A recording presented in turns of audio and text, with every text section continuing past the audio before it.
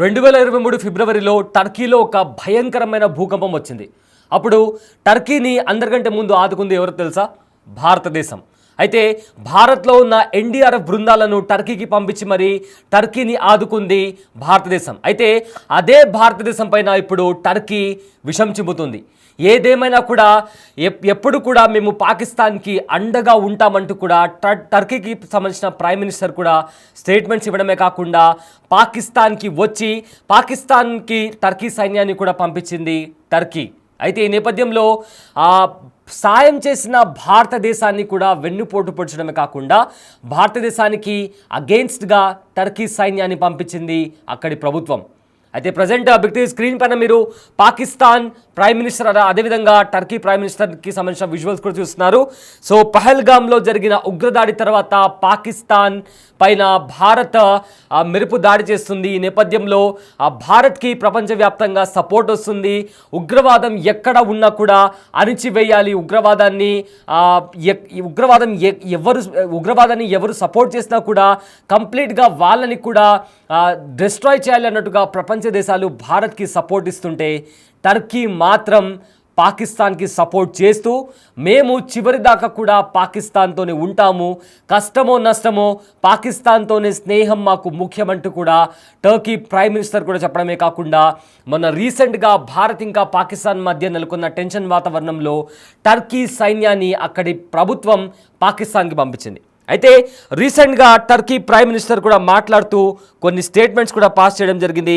అని ఏమన్నారంటే నిజమైన స్నేహానికి నిదర్శనం పాకిస్తాన్ అంటూ టర్కీ ప్రెసిడెంట్ కూడా సంచలనమైన వ్యాఖ్యలు చేశారు.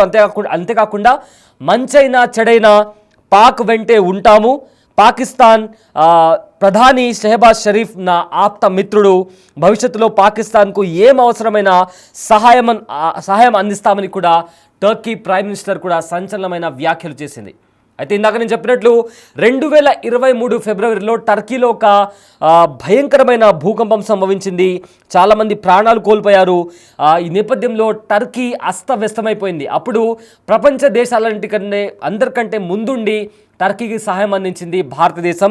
ఇక్కడున్న ఎన్డీఆర్ఎఫ్ బృందాన్ని పంపించింది. అదేవిధంగా చాలా అంటే స్టేజ్ బై స్టేజ్ ఇక్కడున్న ఫస్ట్ ఎయిడ్ కావచ్చు, ఫుడ్ కావచ్చు, ఇతర సామాగ్రిని కావచ్చు టర్కీకి అందించింది భారతదేశం. అంతేకాకుండా ఎన్డీఆర్ఎఫ్ బృందం, నేషనల్ డిజాస్టర్ రెస్పాన్స్ ఫోర్స్, వీళ్ళందరూ భారత్లో ఏదైనా నేషనల్ డిజాస్టర్ జరిగితే వెంటనే వీళ్ళు అలర్ట్ అయ్యి ప్రజలను రక్షిస్తుంటారు, సురక్షితమైన ప్రాంతాలకు ప్రజలను తరలిస్తుంటారు. అలాంటి టీంని భారత్ టర్కీకి పంపించింది. టర్కీ బాగు కోసం, టర్కీ శ్రేయస్సు కోసం, టర్కీ ప్రజల బాగు కోసం ఎన్డీఆర్ఎఫ్ బృందాన్ని భారత్ టర్కీకి పంపించింది. కానీ పాకిస్తాన్ మాత్రం అదిగో హెల్ప్ చేస్తాం, ఇదిగో సహాయం చేస్తున్నాం, ఇదిగో మేము ఫస్ట్ ఎయిడ్ పంపిస్తున్నామని చెప్పిందే తప్ప ఎలాంటి సహాయం కూడా పాకిస్తాన్కి కావాల్సిన టైంలో అందలేదు. కానీ ఇప్పుడు అదే టర్కీ పాకిస్తాన్ మేరా దోస్త్ అంటుంది. చివరికి వరకు కూడా పాకిస్తాన్ వెంటే ఉంటాము, పాకిస్తాన్ ప్రైమ్ మినిస్టర్ షెహబాజ్ షరీఫ్ నాకు ఆప్తుడు, నా మిత్రుడు అంటూ కూడా Turkey prime minister Shehbaz Sharif గురించి చాలా గొప్పగా మాట్లాడుతూ ఏకంగా తమకు సహాయం చేసిన భారత్ పైనే విషం చెందుతోంది. అయితే పహల్గామ్లో ఉగ్రదాడి జరిగిన తర్వాత కరాచీ పోర్ట్లో టర్కీకి సంబంధించిన ఒక యుద్ధ నౌక కూడా వచ్చింది. ఆ యుద్ధ నౌక సబ్మరైన్స్ని, జలంతర్గాములు ఏవైతే ఉంటాయో వాటిని డిస్ట్రాయ్ చేయగలిగే శక్తి సామర్థ్యాలు ఆ యుద్ధ నౌకకు ఉంది. అయితే అప్పట్లో అది టర్కీకి సంబంధించిన యుద్ధ నౌక పాకిస్తాన్ పోర్ట్లో, కరాచీ పోర్ట్లో కనిపించినప్పుడు ఫ్యూయల్ కోసం వచ్చింది, లేదా ఇతర ఆ పని కోసం వచ్చింది, ఏదో వేరే చోటుకి వెళ్తూ ఫ్యూయల్ నింపుకోవడానికి కరాచీకి వచ్చిందని చెప్పి ఫేక్ న్యూస్ స్ప్రెడ్ చేశారు తప్ప ఆ టర్కీ నుంచి వచ్చిన యుద్ధ నౌక పాకిస్తాన్కి సహాయం చేయడానికి వచ్చిందని కూడా అంతర్జాతీయంగా కూడా ఎన్నో కథనాలు బయటకు వచ్చాయి. అంతేకాకుండా రీసెంట్గా జరిగిన ఏవైతే పాకిస్తాన్ ఇంకా భారత్ మధ్య నెలకొన్న ఉద్రిక్త పరిస్థితుల కారణంగా కూడా పాకిస్తాన్కి హెల్ప్ చేయడానికి పాకిస్తాన్లో టర్కీ సేన కూడా వచ్చి డిప్లాయ్ అయిందని కూడా ఇప్పటికే మనకు వస్తున్న సమాచారం. అయితే దానికి సంబంధించిన విజువల్స్ కూడా మీరు బిగ్ టీవీ స్క్రీన్ పైన చూస్తున్నారు. సో డిప్లొమాటికల్లీ టర్కీ ఇంకా పాకిస్తాన్ ఎప్పటి నుంచో స్నేహితులుగా ఉన్నారు. అయినప్పటికీ కూడా అలాంటివన్నీ ఆలోచించకుండా భారత్ టర్కీ కష్ట సమయాల్లో ఉన్నప్పుడు టర్కీని పాకిస్తాన్ కన్నా భారతే ఎక్కువగా ఆదుకుంది. కానీ టర్కీ మాత్రం ఇవాళ భారత్ పైన విషం చిమ్ముతుంది. వాళ్ళకి సంబంధించిన డ్రోన్స్ కావచ్చు, టర్కీ డ్రోన్స్, టర్కీ మిసైల్స్ కావచ్చు, టర్కీకి సంబంధించిన సేనాని కూడా పాకిస్తాన్కి పంపించింది టర్కీ ప్రభుత్వం. అయితే రీసెంట్గా తమ ఆర్మీ సిబ్బందిని పంపించింది టర్కీ అంటూ కూడా సంచలనమైన విషయాలు బయటకు వస్తున్నాయి. అయితే ఆపరేషన్ సింధూర్లో ఏదైతే భారత త్రివిధ దళాలు పాకిస్తాన్ మీద దాడి చేసినప్పుడు పాకిస్తాన్ ఎయిర్ బేస్ కావచ్చు లేదా ఇతర ముఖ్యమైన ప్రదేశాల్లో భారత త్రివిధ దళాలు అటాక్ చేసినప్పుడు అందులో పాకిస్తాన్కి సంబంధించిన కొంతమంది సైనికులు కూడా చనిపోవడం జరిగింది. అయితే అందులో టర్కీకి సంబంధించిన 2 సైనికులు కూడా చనిపోయినట్టు ఇప్పటికే వార్తలు బయటకు వస్తున్నాయి. అదే కాకుండా రీసెంట్గా పాక్ ప్రయోగించిన డ్రోన్లో కూడా మొత్తం చాలా వరకు కూడా టర్కీవే ఉన్నట్టు కూడా ఇప్పటికే నిర్ధారణలో అంటే ఇప్పటికే వచ్చిన రిపోర్ట్స్లో కూడా బయటపడింది. దాదాపు 400 డ్రోన్లను భారత్ కూల్చివేసింది. రాత్రిపూట వాళ్ళు చేసిన ఎయిర్ స్ట్రైక్స్లో 400 డ్రోన్లను గాల్లో ఉన్నప్పుడే భారత్ వాటిని ఇంటర్సెప్ట్ చేసి కూల్చేసింది. అయితే అందులో చాలా వరకు కూడా పాకిస్తాన్ డ్రోన్స్ కంటే కూడా టర్కీ డ్రోన్స్ ఎక్కువగా ఉన్నాయి. చైనావి కూడా తక్కువ ఉన్నాయి, కానీ ఎక్కువ మొత్తంలో కూడా టర్కీ డ్రోన్స్ అందులో ఉండడం అనేది ఇప్పుడు ప్రాధాన్యత సంతరించుకుంది. అంతేకాకుండా ఇటీవల పాక్ ఉగ్రవాదులను హతం చేసినప్పుడు కూడా, పాక్ ఉగ్రవాదుల పైన భారత్ దాడి చేసినప్పుడు కూడా ప్రపంచ దేశాలన్నీ కూడా ఇంక్లూడింగ్ చైనా కూడా పాకిస్తాన్లో ఉన్న ఉగ్రవాదులు కూడా ఎవ్వరు ఉండకూడదు, ఉగ్రవాదం ఎక్కడున్నా అది నష్టమే అంటూ కూడా ప్రపంచ దేశాలన్నీ ఖండించాయి. చైనా కూడా పాకిస్తాన్ని సపోర్ట్ చేసే చైనా కూడా న్యూట్రల్గా ఉన్నప్పటికీ కూడా ఖండించింది. కానీ టర్కీ మాత్రం ఒక్క మాట మాట్లాడకపోగా చివరి వరకు కూడా కష్టమో నష్టమో మేము పాకిస్తాన్తోనే ఉంటామని చెప్పి కూడా ఆ దేశ ప్రధాని, టర్కీ ప్రధాని కూడా బహిర్గంగా ఓపెన్గా ఆయన స్టేట్మెంట్ ఇవ్వడం జరిగింది. And also Pakistan prime minister Shehbaz Sharif నాకు ఆప్తుడు, ఎల్లప్పుడూ కూడా ఏ అవసరం వచ్చినా ఎలాంటి కష్టకాలంలో ఉన్నా మేము పాకిస్తాన్ వెంటే ఉంటాము అంటూ కూడా టర్కీ చెప్పడం ఇప్పుడు తీవ్ర చర్చానీయాంశంగా మారింది. అయితే ఇప్పుడు ఏకంగా తమ ఆర్మీని పంపించింది. దానికి ప్రూఫ్ ప్రజెంట్ పాకిస్తాన్లో చనిపోయిన వారిలో 2 టర్కీకి సంబంధించిన సోల్జర్స్ కూడా ఉన్నారు. అయితే టర్కీ తీరుపై ఇప్పటికే ఇండియాలో తీవ్ర ఆగ్రహం ఉంది. ఎందుకంటే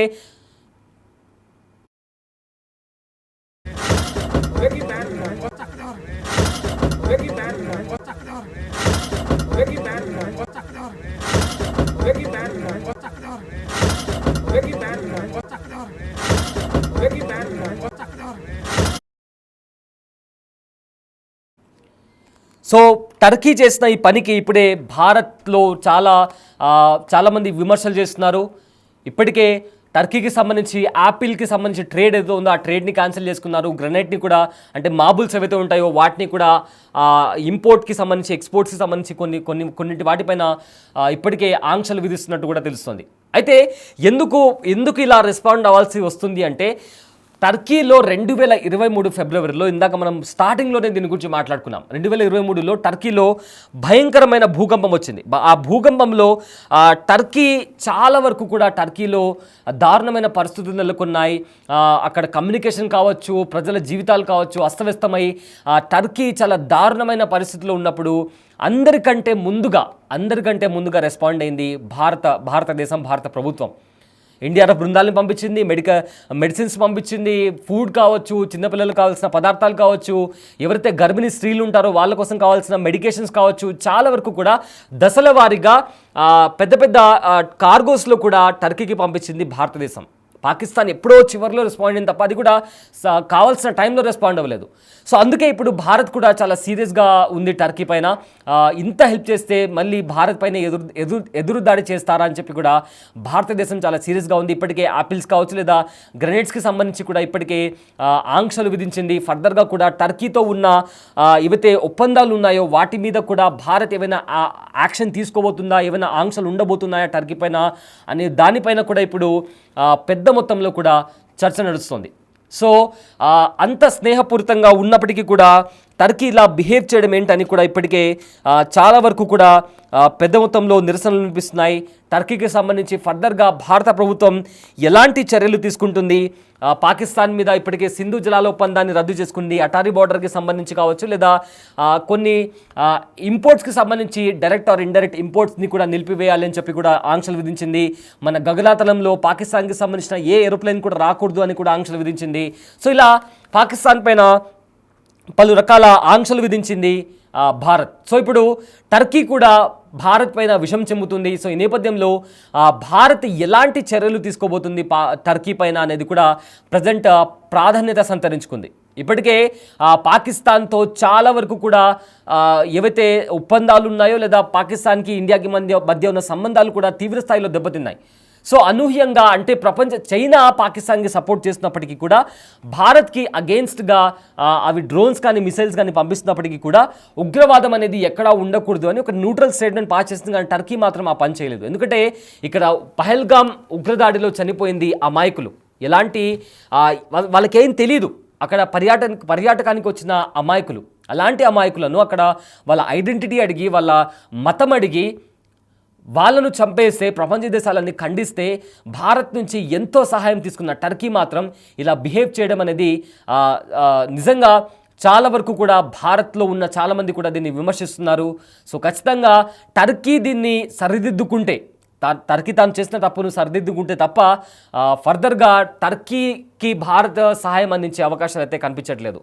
సో ఫర్దర్గా దీనికి భారత్ ఎలా రెస్పాండ్ అవుతుంది, ఏ విధంగా ముందుకెళ్తుంది, టర్కీ పైన ఏదైనా ఆంక్షలు విధిస్తుందా, అయితే టర్కీతో ఉన్న ఒప్పందాలు కావచ్చు, ట్రేడ్ కావచ్చు, ఇంపోర్ట్ కానీ ఎక్స్పోర్ట్ కానీ ఈ రకంగా భారత్ స్ట్రాటజికల్లీ డిప్లొమాటికల్లీ ఎలా ముందుకు వెళ్తుంది అనేది కూడా ఇప్పుడు సస్పెన్స్గా మారింది. అయితే మీకేమనిపిస్తుంది టర్కీ చేసిన ఈ పని? మీకేమనిపిస్తుంది? టర్కీ పైన భారత్ ఎలాంటి చర్యలు తీసుకుంటే ముందస్తు చర్యలు ఎలాంటి చర్యలు తీసుకోవాలి అండ్ టర్కీకి సంబంధించి భారత్ ఏ విధంగా ముందుకు వెళ్తే బాగుంటుంది? మీ ఒపీనియన్ ఏంటో కింద కామెంట్ బాక్స్లో కూడా మెన్షన్ చేయండి. ఆ కామెంట్స్ కూడా మీకు చదివి వినిపిస్తాము. సో మొత్తం మీద ప్రజెంట్ అయితే పాకిస్తాన్తో టర్కీ చేతులు కలిపి భారత్ పైన సహాయం చేసిన భారత్ పైన, కష్టాల్లో టర్కీ ఉన్నప్పుడు మొదట ఆదుకున్న భారత్ పైనే టర్కీ విషం చెందుతుంది. దీనికి సంబంధించి ఇప్పటికే యాపిల్స్కి సంబంధించి, గ్రైండ్కి సంబంధించి కూడా కొన్ని ఆంక్షలు విధిస్తోంది.